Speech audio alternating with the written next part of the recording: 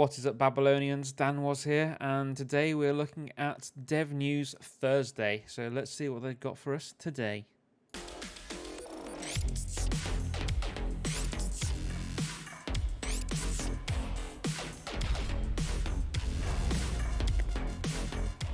First of all, a thank you to all you returning viewers, and a welcome to anyone that's new here. So don't forget, if you are a returning viewer and you haven't subscribed yet, if you subscribe, you'll be alerted to all of our new videos, especially if you hit that bell button as well.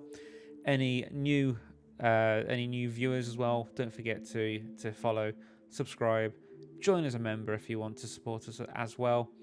And as always, enjoy the video. People Can Fly have just announced that there are going to be some weapon mod updates in this next patch, so let's see what updates there are going to be. So they say that they're going to be buffing some mods. They haven't mentioned any nerfs, but let's see what we have in these patch notes anyway. So the patch notes go straight into the details here. So weapon mods that have been buffed. We have the Winter's Blast, which has had its area of effect range increased to 5 meters, previously from 4 meters. Then we have Ultimate Anomaly Surge, has had its damage increased by a massive 137%, from a base of 25 to a 34.25. Claymore Torrent has had its explosion damage increased by 210%, from 30.6 to 64.26. Ultimate Storm Whip has had its damage increased by 140%, from 23 to 32.2. And the Strings of Gorse has had its damage increased by 262%, from a base of 24.5 to 64. So some massive changes to these weapon mods. So what does this mean? Well, I do go into this in the next screenshot we have here, where I talk about how, as you probably have noticed, a few of the above mods fall within a very particular category of mods. Most of them are single target or cleave mods, meaning that the damage potential is limited to a single enemy or a very small group of linked enemies. For the purpose of this discussion, we'll refer to these mods as ST mods. This contrasts with uncapped AoE mods such as Moaning Winds, which deal damage to an unlimited number of enemies in their respective and usually larger area of effect radius. So the current mod meta in Outriders currently centers around 3 pillars. So we have the A, which is general area of effect damage mods. Then we have B, which is the Moaning Winds and the quick cycling meta. And C, which is Fortress. So they say that today's buffs are only the first steps in addressing those aspects of the above mod meta which we deem to be unhealthy for the development of fun and varied builds in Outriders. We will be making changes in the future that would be aimed at disrupting the meta, but doing so in a way that opens up many more fun options and alternatives for players. And then below is the overview of how we see the current situation. So before we move on, so what are they trying to do? Well, they're trying to make the current meta sort of more open. So rather than just having your Fortress and Moaning Winds builds, which is basically what you do have for any anomaly build, they're trying to mix that up to make it so that you can sort of stray away from that and have something a little bit more fun, a little bit different, and you can sort of switch up your mods from time to time and still be very viable at doing CT15's gold. Let's have a look at what their 3 pillars are and what they have said about them. So from their player data and observations of the community, they've realised that there is actually an over-reliance on area of effect damage mods. So most likely it's the result of the way most enemy encounters in expeditions are structured. So players are facing hordes of enemies rather than single enemies at once. So area of effect mods are the most efficient method of playing and just wiping out those enemies. So they said that 1 versus 1 or smaller mob groups encounters are rare enough that the area of effect mods still deal enough damage to the single targets to overcome these encounters. So such as like the brood mothers, the alphas, etc. Even though the single target mods would be more effective, you as a whole you are better to have the area of effect throughout the entire expedition. Now, the way I see this is that we are heavily reliant on the ammo mods, so your twisted rounds, blighted rounds, and volcanic rounds. You're not going to be switching your weapon to something that deals better single target damage, purely in the fact that you're then going to have to wait potentially 30 seconds, 45 seconds before you can actually switch your twisted or blighted or volcanic rounds back on to continue dealing the high damage. You're going to just stick with your area of effect and what you're doing, and you're going to be happy with that if you're playing as a firepower. But then if you're playing as anomaly, it's just so effective just using the Moaning Winds and Fortress mod on 2 weapons and the Moaning Winds on a pistol, just because it just deals the damage that you need to in such a short time. So they've shown an example, or mentioned an example here. So Storm Whip, the previous damage potential really strongly underperformed, meaning very few players chose that mod over other better alternatives, which obviously is the Moaning Winds. So when they were originally developing Outriders mod experience, they envisioned that players would swap weapons, like I just mentioned, to have something that has a single target damage and an area of effect damage, so that you could deal with the 2 different situations. But it just hasn't panned out that way, purely on how effective and fast it is to just run through expeditions using the one weapon. So this then brings us to pillars B and C. So let's have a look at those screenshots now. So here they're talking about how Moaning Winds and the quick cycling meta that we just mentioned, where you have Moaning Winds on 3 weapons. Usually you'll have it on your Death Shield, which would have the Fortress mod on it with Moaning Winds. Then you'd have the Animoire, which you'd stick Fortress on that as well.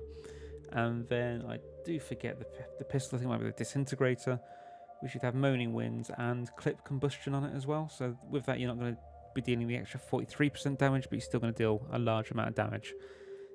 So you can switch between the 3 weapons, and some players are able to trigger it 3 times within the space of 2 seconds, dealing sometimes 3, 5.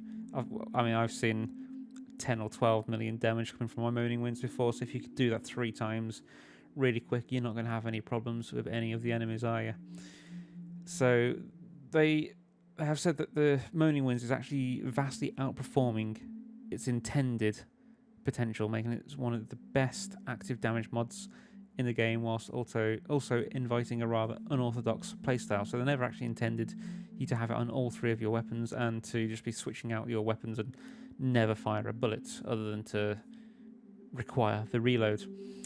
So single Moaning Winds mod by itself isn't necessarily the huge problem, but it's the double and triple stacking that's causing an unnatural shift in the expected playstyle. So like I said, they expected you to keep it on the one gun for an area of effect damage and then have your other weapons as single target damage, but this obviously has not been the case. So I mentioned that Moaning Winds is actually quite a big topic and deserves its own discussion thread, which they are going to open in the future, alongside with a historical context about how Moaning Winds came to be. So I guess who thought that up, whose idea it was, what they intended it to do. But it's obviously not turned out the way they wanted it to, so they will be making some changes to this by the looks of things. And then their pillar C is Fortress on its own. So Fortress will give you a 43% damage increase to any damage that you inflict, so whether it be firepower or anomaly. So they've explained it here in essence. Take your normal damage and apply a calculation of times 1.43 to it, and that's it. That's the mod. No gameplay loop, no kill or damage event or special situation required. So it's just that's a flat 43% really. So in the current DPS orientated endgame, because obviously you want to deal as much damage as possible to kill the enemies as quickly as possible because it's time based. All players will be trying to maximize the damage they're able to output. So the existence of Fortress in its current form essentially blocks a mod slot. By not combining Fortress with your chosen primary mod, you may as well be sacrificing DPS, which is a philosophical question we're not comfortable with you needing to face. So they don't really want you to have to decide against using Fortress. So to me, that says there might be switching Fortress up a bit and maybe possibly implementing it into the skill tree. So if they don't want you to use it as a mod slot, if they're going to stick it somewhere else, that to me would be either armor mods, which I can't see it being the case, or sticking it into the skill tree for you to use one of your class points to actually use it. Now, whether this means they'll actually change up the class tree a bit, maybe give you some more class points to spend as well, that's a big possibility, because you're not going to have access to it if you're going for pure firepower. You won't really have access to it if it's down in the anomaly build, and if you're going for pure anomaly, you won't have access to it if it's in the firepower build, or tree, should I say, sorry. So that's something they're going to have to look into to try and clear up the mod slot and make it better for you. But that also means that those people that have grinded for hours and upon hours for the death shield might be a bit disappointed to find that they've wasted their time. But who knows, this is just speculation from myself with this one. So we may see it stay with the gun. They may potentially add a third mod on there or something, well, who knows, but they are looking to see if they can make a change on that. They have said that they are aware that the time-based endgame is part of the problem, so they are going to potentially, from that, make another endgame mode that isn't time-based. They're going to try and make it more survival, so that you can just continue to plow through the expedition without a timer, maybe make it harder for you without having to rush. But also potentially they might have a new game mode that doesn't have a timer at all. It could be more survival rather than rushing through it, so we'll see what comes of that. Now, they have said that these are only the first steps that they're going to be taking to remedy the situation, so they're going to be looking into more buffs, possibly even nerfs. They have said that they don't really want to do nerfs, so I did see a Reddit post from a few weeks back saying that, like, the Borealis set, they'd rather not nerf that, but make changes elsewhere to try and bring things in line with it. But they don't want everything to be as viable as each other. I'm not sure why, but I think they'd rather those who have grinded for the Borealis still have the best setup and best class with that.